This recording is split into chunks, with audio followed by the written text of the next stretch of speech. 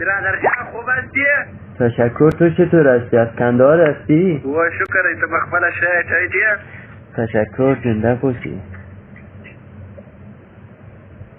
اره از کندهار هستم. از کندهار هستی؟ وای کندهار والا مردم های خطرناک چه داره. خبر؟ سلامتی است؟ خیلی خوب مردم است، خطرناک نیست. شوخی مزه داری عیب نداری.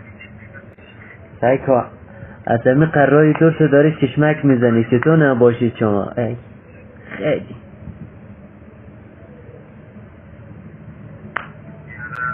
ما خیلی خوب بچه هستین، با این خاطر چشمک میزنم. خیلی خوشگل هستی جانم. خودت از کجاستی؟ چه کام هستن؟ هزاره هستن؟ ما کندوز هستم از امام سای. خب ولی قوم پرست نیست و ما همه اقوام افغانستان دوست دارم.